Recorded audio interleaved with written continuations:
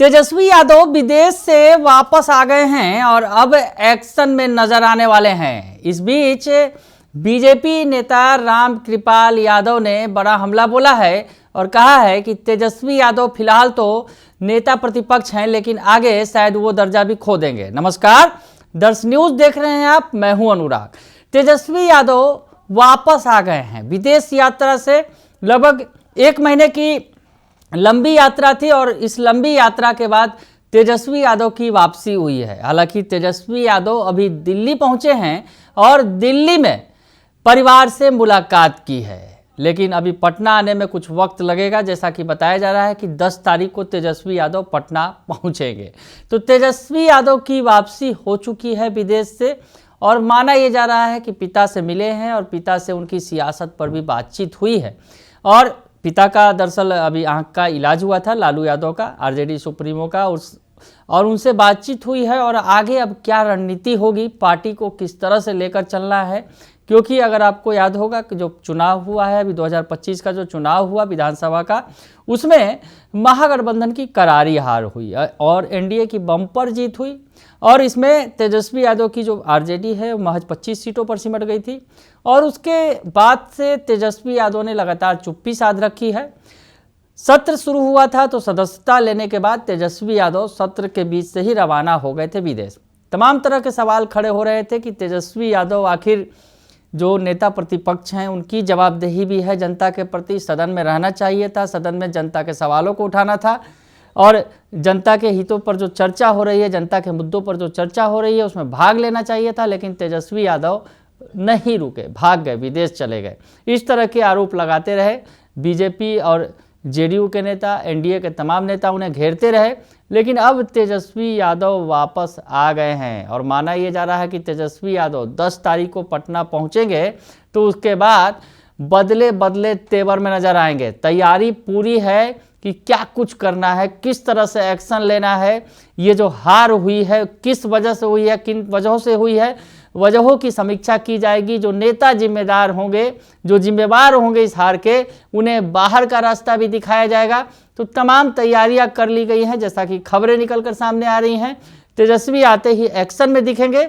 खरमास का वक्त भी खत्म हो जाएगा और खरमास के बाद जो है बिल्कुल नई सियासत बिहार में देखने को मिलेगी, क्योंकि नेता प्रतिपक्ष तेजस्वी यादव सरकार के सामने होंगे। बजट सत्र भी सामने है।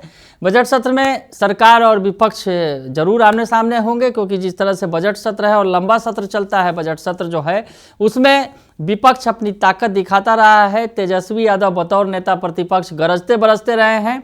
हालांकि इस बार उनकी पार्टी जरूर कमजोर हुई है, लेकिन तेजस्वी यादव अपनी पूरी ताकत झोंकेंगे। तो तेजस्वी यादव विदेश से वापस आ गए हैं, दिल्ली पहुंच गए हैं और दिल्ली में उन्होंने लालू यादव से मुलाकात की है और आगे की रणनीति पर बात हुई है। तो इसके बाद तेजस्वी यादव पटना पहुंचेंगे, जैसा कि कहा जा रहा है 10 को पहुंचेंगे। लेकिन इधर दूसरी तरफ सियासत अभी भी जारी है और रामकृपाल यादव, जो रामकृपाल यादव कभी लालू परिवार के सबसे करीबी थे, तेजस्वी यादव उन्हें चाचा के तौर पर पुकारते थे, लेकिन अब रामकृपाल यादव परिवार के दुश्मन बन चुके हैं। अगर यूँ कहा जाए सियासी तौर पर दुश्मन है। बीजेपी के विधायक हैं, मंत्री भी हैं सरकार में, नीतीश सरकार में, और अब तो सीधे सीधे हमला बोलते हैं लालू परिवार पर और तेजस्वी यादव को पर जो है वो सीधे तौर पर हमला बोलते हैं। तो ऐसे में रामकृपाल यादव ने फिर से मोर्चा खोल दिया है, फिर से बोल दिया है कि तेजस्वी यादव को तो इस बार विपक्ष के नेता का दर्जा मिल गया, लेकिन अगली बार शायद वो भी नहीं मिलेगा, क्योंकि जो तेजस्वी यादव काम कर रहे हैं, विदेश यात्रा पर हैं, जनता की उन्हें कोई चिंता नहीं है। क्या कह रहे हैं रामकृपाल यादव, सुन लीजिए आप। तेजस्वी जी राष्ट्रीय जनता दल के वरिष्ठ नेता भी हैं और नेता प्रतिपक्ष भी हैं। अगर उनको चिंता होती तो शायद किसानों के हाल को पहले जानते, बिहार की जनता के हाल पहले जानते और फिर बाद में अगर मौका मिलता तो सब लोग जाता वो भी जाते। और ये प्राथमिकता उनको बिहार की जनता नहीं दिखी, प्राथमिकता दिखा विदेश में दौरा, परिवार के साथ में। वो अच्छी बात है, मगर आपके ऊपर दायित्व इतना बड़ा है तो अपने दायित्वों का निर्वहन तो करते आप। जब सब लोगों ने कहा, अब तो दुनिया तक समाचार फैलती, जनता की जो आवाज़ थी तो दुनिया में चली गई आपके खिलाफ जो आवाज़ गई, तब आपको अपना पूरा वहाँ से घूम घाम करके फिर आप जनता के बीच में गए। कोई नोटिस नहीं लगा, सीरियस नहीं है। नेता प्रतिपक्ष की हैसियत से जो इनकी जिम्मेदारी है, सीरियस नहीं है, इसीलिए इनकी दुर्गति हो गई है। 78 था पहले, इस बार के चुनाव में हो गया 25। क्यों हुआ? आप मुख्यमंत्री बनने वाले थे, इसी भरोसे से काम कर रहे थे, मगर जनता ने तो आपको रिजेक्ट कर दिया। आप खड़े नहीं उतर पा रहे हैं। अगले चुनाव में शायद नेता प्रतिपक्ष भी बनेंगे कि नहीं, इस पर कोई शक है। ये शक लग रहा है तो अस्तित्व तो समाप्त हो जाएगा। अब तो एक ही आसरा है, मोदी जी, नीतीश जी, एनडीए ही आसरा है जनता को।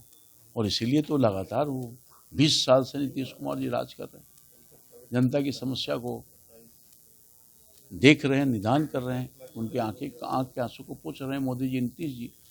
यही जोड़ी तो हिट हो गई, नीतीश मोदी और ये जो गई। तो सुना आपने कि रामकृपाल यादव ने साफ तौर पे कह दिया कि तेजस्वी यादव को किसी की चिंता नहीं है, विदेश यात्रा पर हैं और अब आएंगे। और जो रवैया है उनका, और आगे इस बार तो उन्होंने कम से कम नेता प्रतिपक्ष का दर्जा पा लिया, लेकिन अगले चुनाव में वो भी खो देंगे। तो सियासत भी अब तेज हो गई है तेजस्वी यादव की वापसी के बाद। बने रहिए दर्श न्यूज के साथ, तमाम खबरों से आपको अपडेट रखेंगे। फिलहाल के लिए इतना ही, धन्यवाद।